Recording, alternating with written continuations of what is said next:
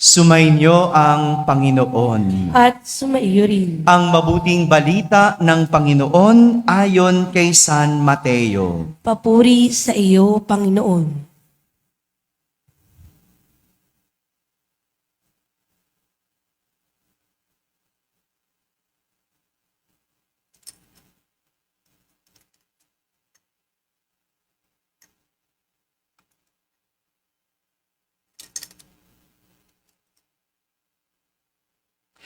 Ito ang lahi ni Hesukristo na pinagmulan sa angkan ni David, na mula naman sa lahi ni Abraham. Si Abraham ang ama ni Isaac, si Isaac ang ama ni Jacob, na ama ni Juda at ng kanyang mga kapatid. Naging anak naman ni Juda kay Tamar sina Fares at Sara. Si Fares ang ama ni Esrom at si Esrom ang ama ni Aram. Si Aram ang ama ni Aminadab. Si Aminadab ang ama ni Naason na ama naman ni Salmon. Naging anak ni Salmon kay Rahab si Booz. At naging anak naman ni Booz kay Ruth si Obed. Si Obed ang ama ni Hese na ama ni Haring David. Naging anak ni David si Solomon sa dating asawa ni Urias. Si Solomon naman ang ama ni Roboam. Si Roboam ang ama ni Abiyas. At si Abiyas ang ama ni Asa. Si Asa ang ama ni Josaphat. At si Josaphat ang ama ni Joram, na siya namang ama ni Osias. Itong si Osias ay ama ni Hotam, na ama ni Akas. At si Akas ang ama ni Ezekias. Si Ezekias ang ama ni Manases. At si Manases ang ama ni Amos, na ama naman ni Hosias. Si Hosias ang ama ni Jeconias at ang kanyang mga kapatid. Panahon noon ng pagkakatapon ng mga Israelita sa Babylonia. Matapos ang pagkakatapon sa Babylonia, naging anak ni Jeconias si Salatiel, na ama ni Zorobabel. Si Zorobabel ang ama ni Abuid, na ama ni Eliakim, at si Eliakim ang ama ni Asor. Si Asor ang ama ni Sadok, na ama ni Aquim. Itong si Aquim ang ama ni Elwid. Si Elwid ang ama ni Eleazar. Si Eleazar ang ama ni Matan, na ama ni Jacob. Si Jacob ang ama ni Jose, na asawa ni Maria. Si Maria naman ang ina ni Jesus, na tinatawag na Kristo. Sa makatuwid, 14 ang salinlahi mula kay Abraham hanggang kay David. 14 mula kay David hanggang sa pagkakatapon ng mga Israelita sa Babylonia. At 14 din mula sa pagkakatapon sa Babylonia hanggang kay Kristo. Mga kapatid, ang mabuting balita ng Panginoon. Pinupuri ka namin, Panginoong Hesukristo. Magsiupo po ang lahat. Isang magandang umaga po sa inyong lahat. Pakigising ang katabi, sabi mo, pinagpalang umaga. Kumpleto pa ba tayo? Kumpleto pa. No, sino yung magsisimula pa lang? Taas nga ang kamay. Parang kumpleto pa, no? Ikalawang Misa de Gallo. At nais kong simulan ang ating pagninilay sa isang kwento. Aking kwento sa umagang ito ay tungkol sa isang bata na isang araw nagtanong sa kanyang ina kung paano nagsimula ang mga tao sa mundo. Sumagot ang ina, "Anak, alam mo ba nagsimula ang mga tao sa mundo dahil nilikha ito ng Diyos. Nilikha ng Diyos sina Eva at Adan. At sila'y nagkaanak. At doon nagsimula ang pagdami ng tao sa kasaysayan ng mundo. Kaya nga, ang tao ay mula sa kawangis ng Diyos. Makalipas ang ilang araw, yung tatay naman ang tinanong. Parehas na tanong, Tay, paano nagsimula ang kasaysayan ng mga tao sa mundo? Sumagot ang ama, Anak, nagsimula ang tao sa mundo ayon sa siyensya. Ito'y mula sa unggoy. Kaya mula doon, na-develop ang lahi ng tao. Kaya nga kung titignan mo ang isang unggoy, wangis nito ang isang tao. Ganyan ang tinuturo ng siyensya. Pagkarinig ng anak, sa sagot ng tatay, nalito ito. Hindi alam kung ano ba talaga ang pinagmulan ng tao. Kaya bumalik ito sa kanyang ina. Sabi niya sa kanyang ina, Nay, bakit magkaiba kayo ng sagot ng tatay? Paano ba talaga nangyari? Paano ba talaga nagsimula ang kasaysayan ng tao sa mundo? Sabi ng nanay, Anak, huwag ka nang magtaka. Yung sagot ko mula sa lahi ko. Yung sagot ng tatay mo mula sa lahi niya. Pakitingnan nga ang katabi mo. Kaninong lahi yan? Hello, ba't ayaw niyong tignan?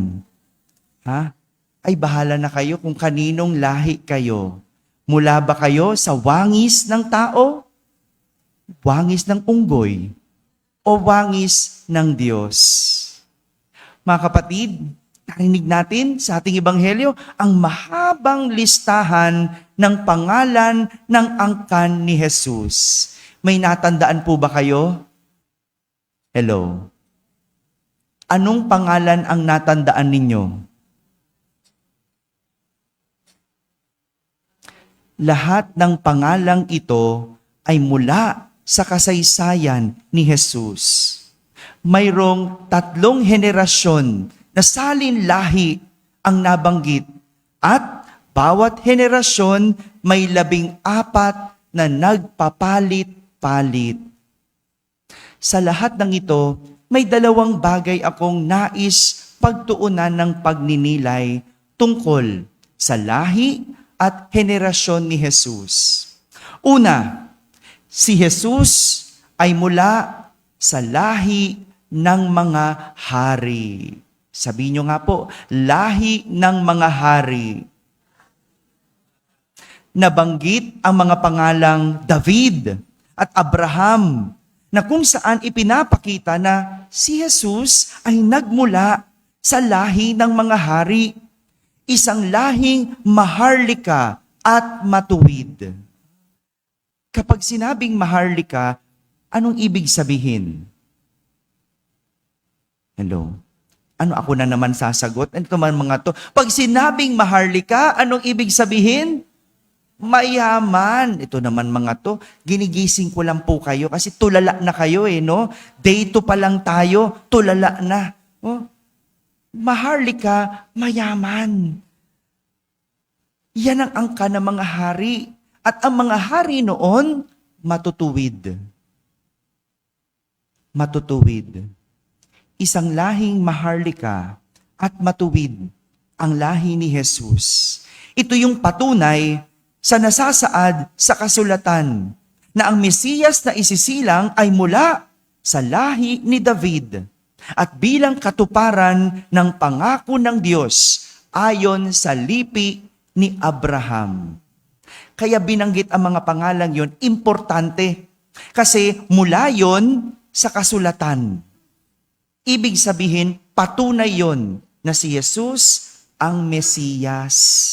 Siya ay nagmula sa lahi ni David, lahi ng mga hari. Maharlika. Yung kakilala ko, no, yung pinakilala ko sa inyo kahapon, nandito ba kayo kahapon? Oh, yung pinakilala ko kahapon, di ba isang ina na umiiyak? No? Ba't umiiyak? Kasi malapit na siyang makulong. Bakit? Kontraktor. No? Kilala niyo ba yon? Parehas ba tayo ng kakilala? Umiiyak siya, di ba? Bakit? Kasi inaalala niya ang kanyang mga anak. Oo nga naman. Paano na ang kanyang mga anak kapag siya'y nakulong? Tingnan mo nga naman ang buhay, ano? Gusto mo lang naman pala maging ina. Pero bakit naging ganyan ang iyong buhay? Kayo po, ano pong gusto nyong maging? Hello, ako pa rin sasagot. Ha? Ano gusto nyong maging? Kung minsan, di ba, simple lang naman ang gusto natin, pero ano nangyayari? Nagiging komplikado. Gusto mo lang bumili ng payong, binili mo sa sakyan. Ang gulo, di ba? O, tingnan mo, tas ngayon iiyak-iyak. Gusto mo lang maging ina. Paano ba maging ina? Hello, ako pa rin sasagot. Ha? Kayo nakakaalam, di ba? Simple lang naman maging ina, pero bakit naging komplikado? Alam ko, ang isang ina gusto ibigay ang lahat para sa anak. Pero hindi lang ang lahat ay makakabuti sa anak. Tingnan mo, siguro nasa kanila ang lahat. No? Kung iisipin mo, ano kayang iririgalo mo kapag ganun ang nanay mo? No, yung bumibili ng payong pero kotseng bibilin, no? Bibili ng kotse, iba't ibang kulay, no? Ano pa kaya ang pwede mong irigalo doon? Yung ibig sabihin, meron na siya lahat. Pero hindi ibig sabihin meron kang lahat. Yun ay kailangan mo. Hindi ba? Paano ba maging isang ina? Ano ba ang gusto mong maging? Si Jesus, mula sa lahi ng mga hari, lahi ng maharlika. Pero hindi nangangahulugan, yon ang kanyang naging kasinuhan. Lahi ba kayo ng hari? Mayaman ba ang inyong lahi? Si Jesus mula sa angkan ng mga hari. Pangalawa, na nais kong bigyan ng diin sa ating narinig na mahabang listahan ng lahi ni Jesus. Si Jesus ay mula sa angkan ng makasalanan. Sabihin nyo nga po, angkan ng mga makasalanan. Hindi perpekto ang lahi ni Jesus. Bagamat siya'y mula sa Diyos, hindi perpekto ang kanyang angkan. Dahil parte ng kanyang angkan ang mga taong naging minsan makasalanan at minsang sumuway sa Diyos. Katulad na lang ni Tamar. Si Tamar, isang Canaanite na nakipagrelasyon sa kanyang biyanan. Tingnan mo, no? Karelasyon mo, biyanan. At hindi pa dyan natatapos. Si Rahab, isang prostitute. Si Ruth, mula sa tribo na sumasamba sa mga Diyos-Diyosan. At si Bathsheba, ang kabit ni Haring David. Tingnan mo, hindi ibig sabihin si Jesus ay Diyos, perpekto ang kanyang angkan. Dahil si Jesus nagmula rin sa angkan ng makasalanan. Nitong mga nakalipas na buwan, narinig natin ang salitang Nepo babies. Narinig nyo na po ba yon? Diba? No? Yung mga Nepo babies, ang tanong nga kasalanan ba ng anak ang kasalanan ng magulang? Hello? Ano sagot? Kasalanan ba ng anak ang kasalanan ng magulang? Kapag ang tatay ba may kabit, kasalanan ng anak? Kapag ba ang nanay ay magnanakaw, kasalanan ba ng anak? Kapag ang kapatid ay adik, kasalanan ba ng kapatid? Hindi ba? Pero kasalanan mo kapag ang magulang mo kinukonsinti mo, sinusuportahan mo. Kasalanan mo kung ang kapatid mo hindi mo sinasaway, hindi mo pinangangaralan, hindi mo pinagsasabihan. Hindi mo kasalanan ang kasalanan ng iyong angkan. Ano lang ibig sabihin? Pwede kang mamili ng iyong kasinuhan. Hindi mo kasalanan kung magnanakaw ang magulang mo. Pero pwede kang mamili ng iyong kasalukuyan. Oo, hindi ka magnanakaw dahil magnanakaw ang magulang mo. Pero kung ine-enjoy mo at alam mong ninanakaw ng mga magulang mo ang kinakain mo, aba, kasangkapan ka na sa kasalanan. No? Yun ang maganda dito no? Galing ka man sa angkan ng makasalanan, hindi nangangahulugan, ikaw din ay makasalanan. Dahil ang nais ipakita sa atin ni Jesus, pwede kang mamili ng iyong kasalukuyan at maging ang iyong kinabukasan. Dito natin mauugnay ang ating mga sarili. Sariling pamilya at sariling lahi. Iba man ang ating angkan, iba man ang ating pinagmulan. Pero ang maganda dito, pwede mong piliin ang iyong magiging kasinuhan. Hindi ka makakapamili kung sinong iyong magulang. Di ba kung minsan kapag galit ka sa magulang mo, nagtatampo ka sa magulang mo, ang sasabi mo, sana hindi na lang ikaw ang nanay ko. Sana hindi na lang ikaw ang tatay ko. Sana nga nakapamili ka. Pero hindi Hindi mo pwedeng piliin ang iyong angkan. Kung galit ka sa nanay mo, baguhin mong ugali mo. Dahil isang araw, pwedeng maging isa kang ina. Pwedeng maging isa kang ama. At yung kinagagalit mo, maaring ikagalit din ng anak mo sa iyo. Ang malinaw lang na binibigay diin sa atin, anuman ang iyong pinagmulan at kasaysayan, hindi yan ang iyong magiging kasinuhan. Kahit tsismos ang nanay mo, hindi ka tsismosa.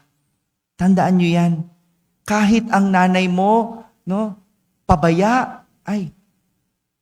pwedeng hindi ikaw maging ganon bilang isang ina kapag dating ng araw. Ito yung regalo ng Diyos sa atin. Ito yung magandang regalo ng Diyos sa bawat isa sa atin, na ang bawat isa mayroong kakayanan mamili ng kanyang magiging kasalukuyan at magiging kanyang kinabukasan.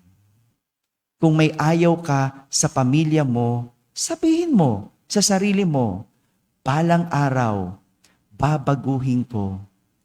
Hindi ako magiging ganon. Sige nga, tingnan nga natin, baguhin mo. Meron kang kakayanan. Piliin ang iyong magiging kasalukuyan at kinabukasan.